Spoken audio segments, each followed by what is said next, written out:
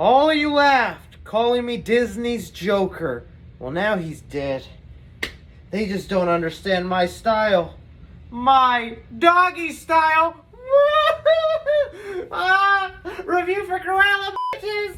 Hey guys, thanks so much for clicking on this video. My name is Chris. I recently just got done watching Cruella, the latest Disney live-action remake out of their long line of live-action remakes. This time around, focusing on the solo origin story of Cruella de Vil, the villain for the 101 Dalmatians. And you know what? Just right off the bat, when I first heard about this movie, that they were going to give Cruella de Vil her own solo movie, even that it was going to star Emma Stone, I was like, this is gonna be garbage. And then I saw that trailer and I was like, oh really, Disney's Joker?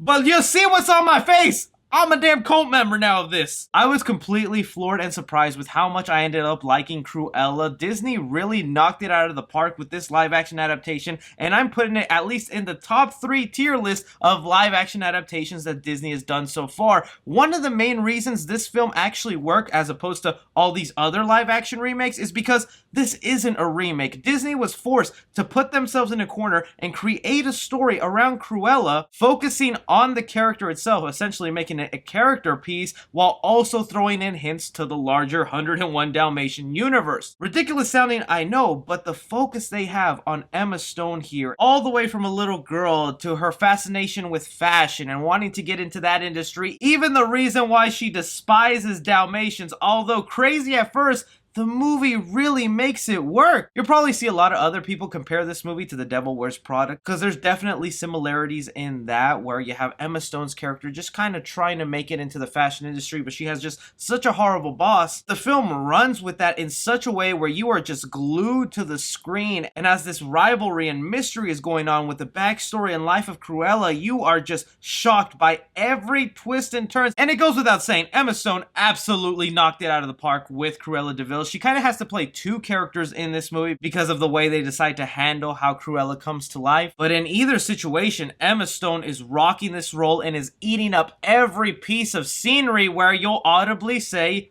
"Yas, Queen."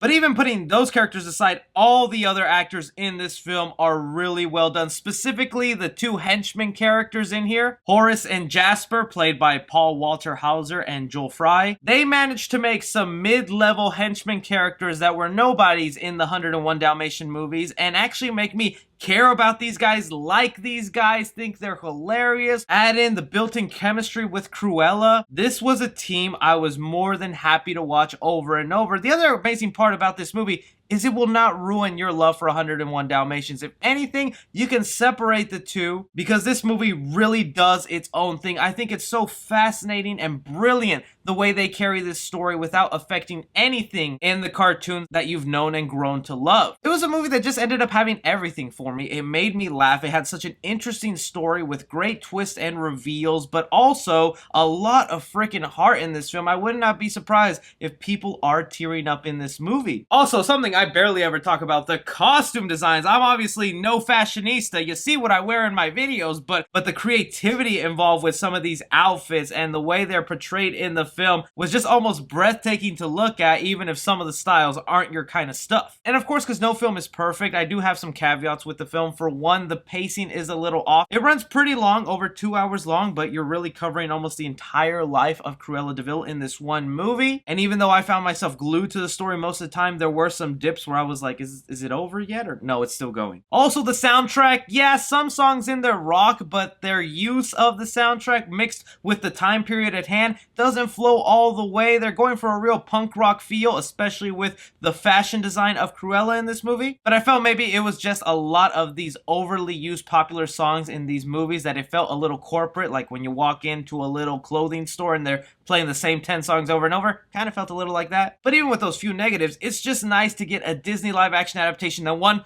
doesn't ruin your childhood, brings something new to the table, and makes you look at an old character in a different light because of this film. It does everything you need. So for Cruella, I'm going to give action 2.5 stars. There isn't that many action set pieces on here. It is a lot of dialogue and characters moving around, but you're focusing on that character set piece. Comedy in the movie, I'm going to give it 2.5 stars here. The jokes were nice and spread throughout. This is a darker tone for Disney, so I like how they didn't overplay the jokes. Drama in the film, I'm going to give it 4 4 stars. I was really captured by the story and the way it unraveled, and just how far Disney was willing to reach with this more mature tone that is still family friendly, but I was still surprised with some of the things they ended up doing. Art in the film, I'm gonna give it half a star too. There's nothing really here that'll terrify you, but if you have a little kid that wants 101 Dalmatian, maybe show them this movie and they won't want it anymore. And suspense the film, I am gonna give it 3 stars here. There was a good amount of suspense, especially when you start to figure out what is actually going on in the movie. Casual fans, I'm gonna give it an A-. Cinephiles, I'm gonna give it a B+.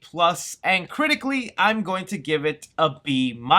For Disney's Cruella, not only is this one I highly recommend in the theaters this weekend, but it's one you should own when it comes out. That's a keeper. But those are just my thoughts on the Cruella movie. I've seen some people have wildly different opinions than me, and that's perfectly fine. Curious if you guys out there will end up hating this movie, but I just really ended up liking it. I got a review for A Quiet Place 2 coming up for you guys, but as always, my name is Chris. Take care. My freaking Face ID doesn't recognize me!